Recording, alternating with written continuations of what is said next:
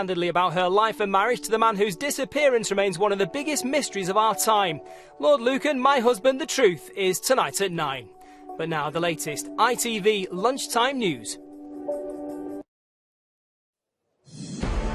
Questions and recriminations as the country deals with the third terrorist attack in as many months. As counter-terrorist officers carry out more raids, police confirm they know the identity of the attackers. But as the are praised for their fast response, government cuts in their number prompts Corbyn to call for May to resign. She was at the Home Office for all this time, presided over these cuts in police numbers, and now is saying that we have a problem. Yes, we do have a problem. We shouldn't have cut the police numbers.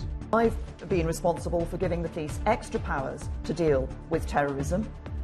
Jeremy Corbyn has boasted that he has opposed those powers and opposed the powers for anti-terror actions throughout his time in Parliament.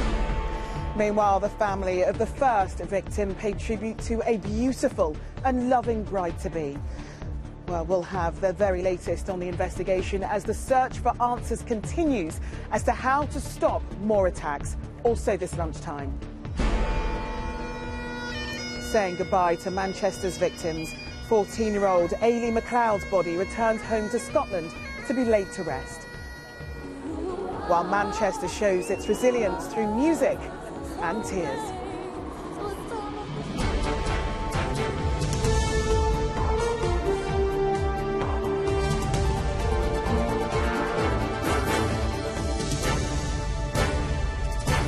From London Bridge, this is the ITV Lunchtime News with Charlene White.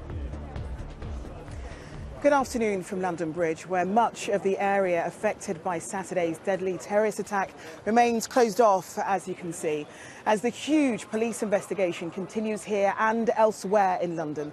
Earlier, Theresa May said the attack had been aimed at London, the UK and the free world, while the head of Scotland Yard warned Britain is being hit by an unprecedented wave of terror.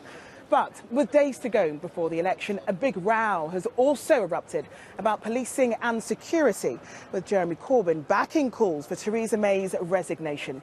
Police say they now know the identities of the terrorists who killed 7 people and injured 48 others.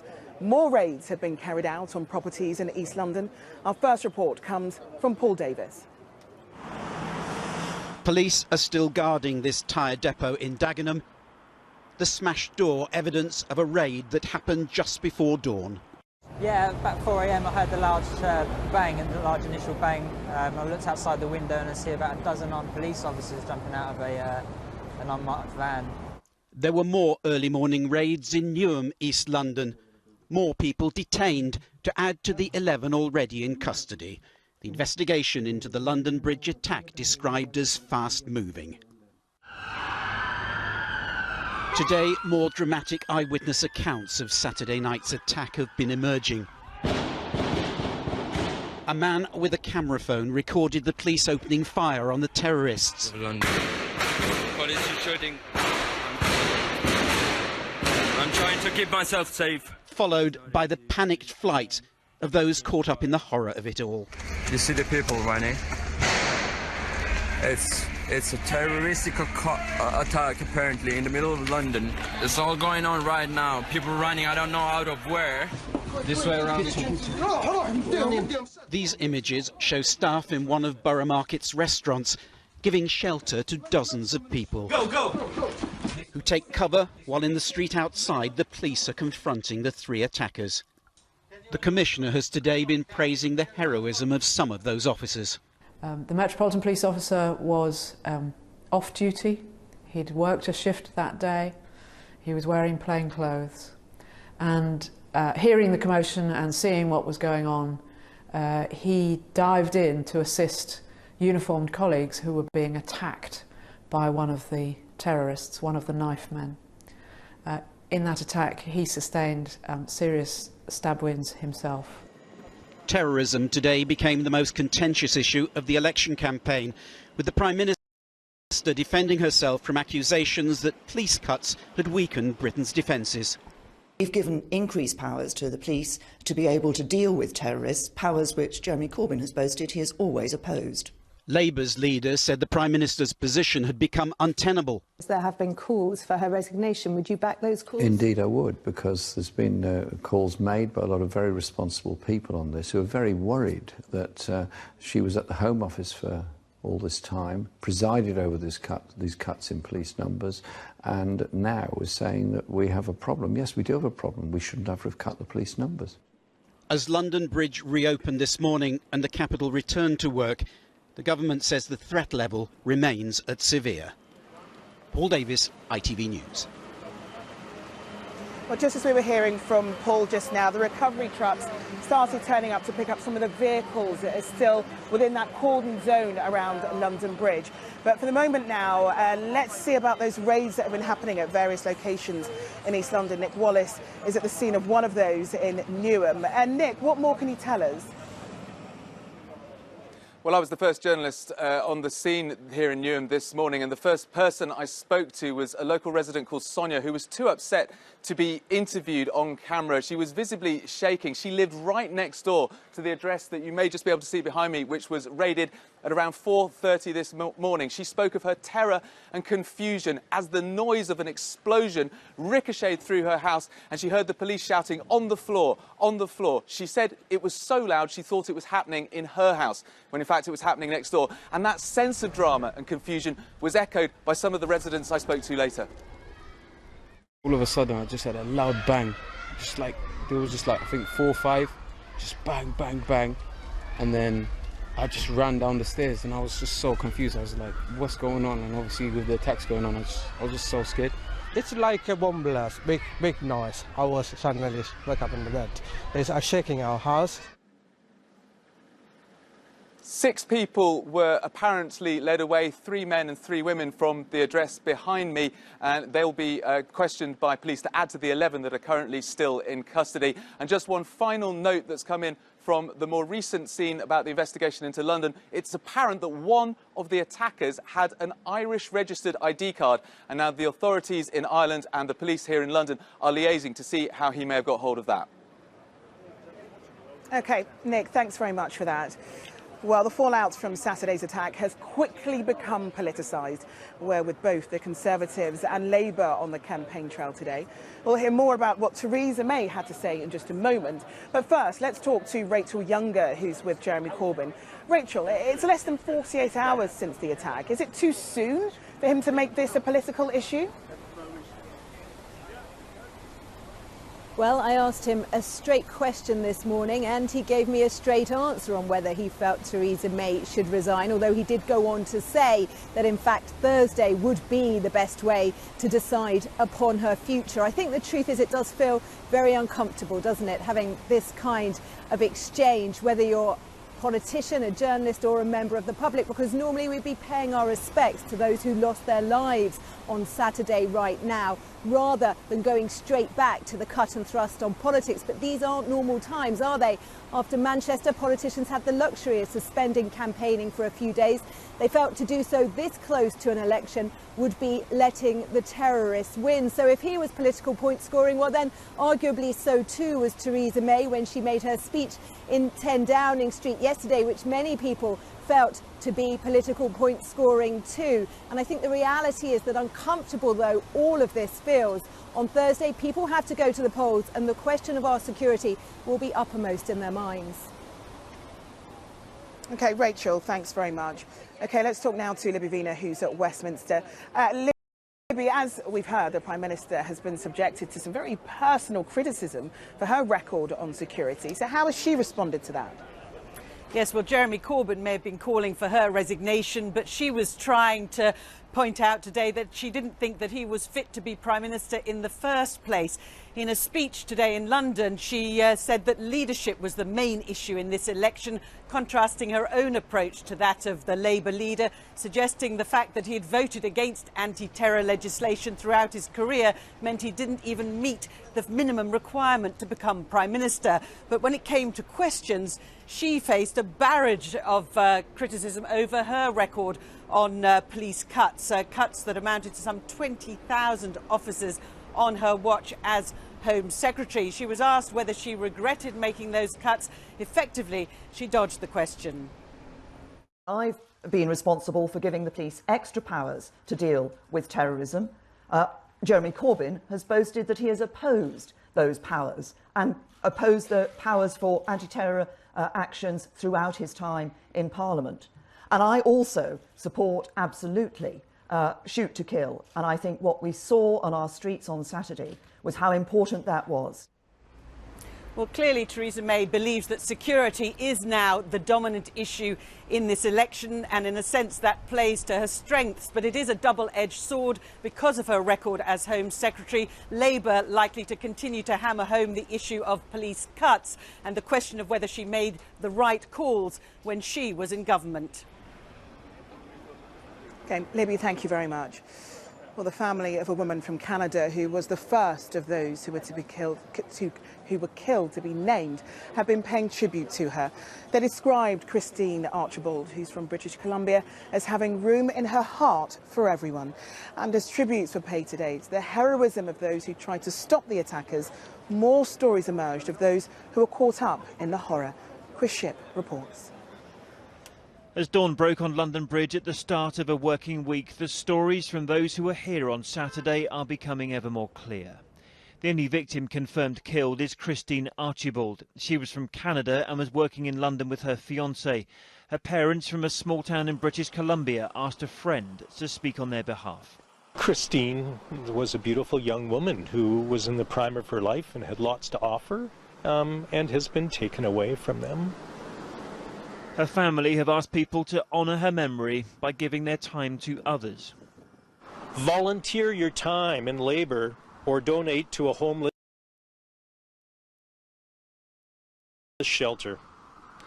Tell them Chrissy sent you. And there are countless others who were stabbed on Saturday, but unlike Christine, survived to describe what happened. Andrew Morrison is from Darwin in Australia. All of a sudden, a guy comes up with a knife, and I'm like this, ducks it, stabs me there, and I just like push him off, blood's going everywhere. I walk into a pub, and I'm like, someone help me, I've just been stabbed. Candice Hedge is another Australian. Her father in Queensland described how she hid from the attackers until one of them spotted her. She actually got to hide and thought she actually got behind a table, and then she said they were leaving, and he saw it last minute and come back.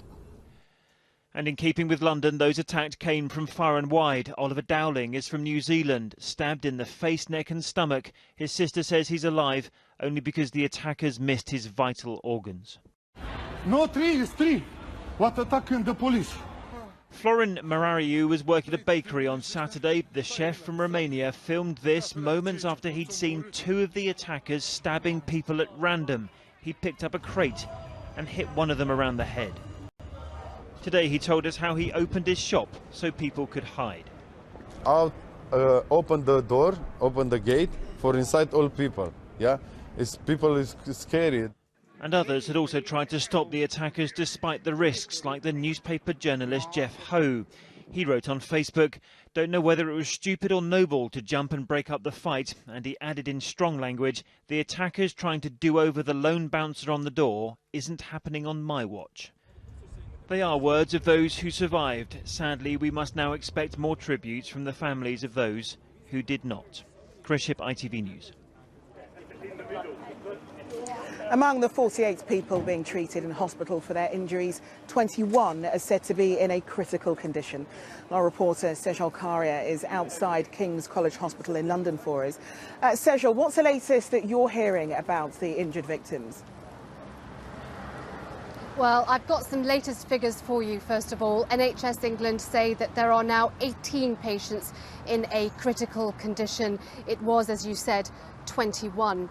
Now, King's College Hospital is used to treating patients with serious injuries and stab wounds, but not on the scale that these doctors and nurses faced on Saturday night. 14 patients were brought here to the hospital's major trauma centre, mostly with stab wounds, according to the A&E boss, Malcolm Tunnicliffe. Others, he said, had blunt trauma injuries as a result of a car impact. He said that his team had saved lives on Saturday night and had reacted with professionalism, resilience and compassion. And this is what else he said. It's something I think we all do, and I've certainly reflected on the performance of the team here at King's and also the wider NHS and the emergency services. And I think despite the difficult situations we were working in, I think we can be immensely proud of our teams, both here at King's and across the London trauma system in dealing with these patients. This team is highly specialised and trained to deal with situations like this. Training that was first put into practice 3 months earlier when they treated some of the victims of the Westminster attacks. Training that was once again used on Saturday night. Mr. Tunnicliffe said that it was depressing that he and his team were getting used to dealing with events like this. OK, Sejal, thanks very much.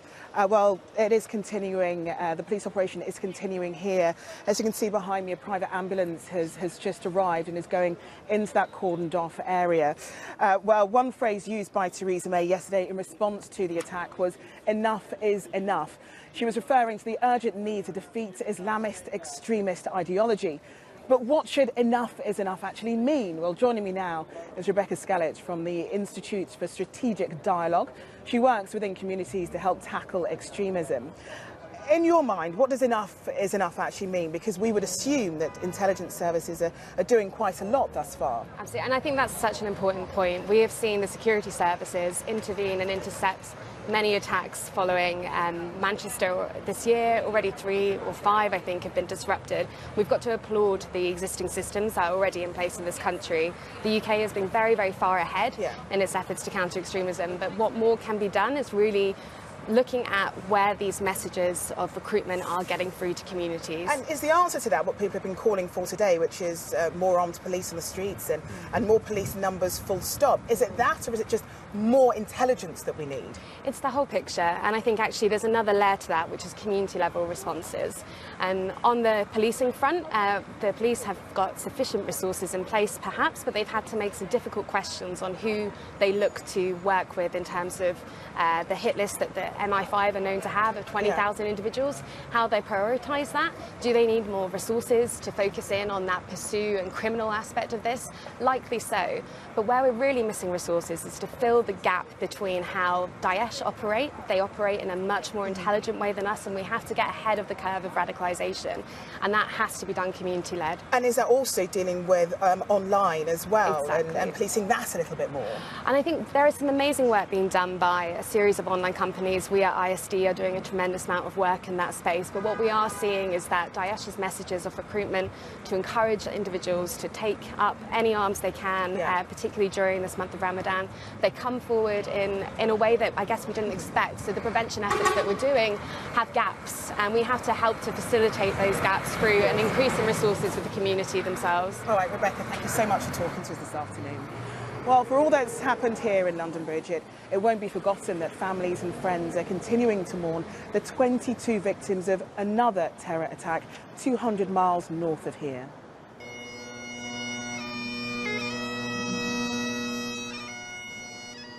This morning, the first funeral took place of one of the victims of the Manchester bombing. The body of Ailey McLeod, who was 14, was flown home to the devastated community of Barra in the Outer Hebrides for the service. She had travelled to the Ariana Grande concert 2 weeks ago as a special treat. Amid all the hideous horror of Westminster, Manchester, and now here at London Bridge, we have seldom more needed a ray of hope. Well, last night in Manchester, thousands of people gathered for an event which embodied the determination not to let terror rule our lives. Ariana Grande's special benefit concert had a star-studded lineup. It also featured the Manchester School Choir, whose singing captured her heart when they first appeared here on ITV News. Damon Green was there. As a gathering Manchester has known few like this, a crowd of 50,000 in the stadium and millions more watching worldwide. A day where people came together to celebrate the good that music can do. After 2 weeks of heightened security, it was the sight of Manchester's police mingling with concert goers and even dancing with them that helped remind the city that this was a special occasion. The officers who've worked overtime on patrols and cordons around Manchester in the last days also need sometimes to let their hair down.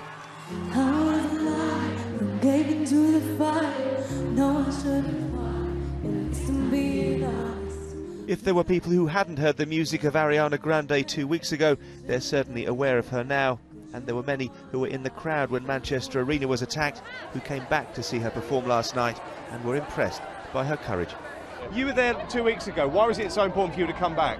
Just to show that we've all got courage and we're all brave, and especially Ariana Grande, she's so brave. We're not scared, we're not gonna live our lives in fear. We're just gonna get on with it and do what people can do.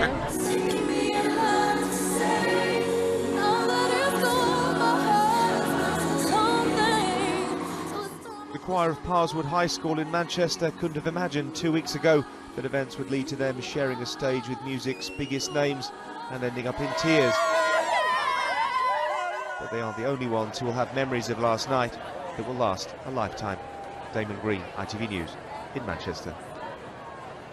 Well, let's finish with a reflection on events here at London Bridge. Our correspondent Juliet Bremner is here.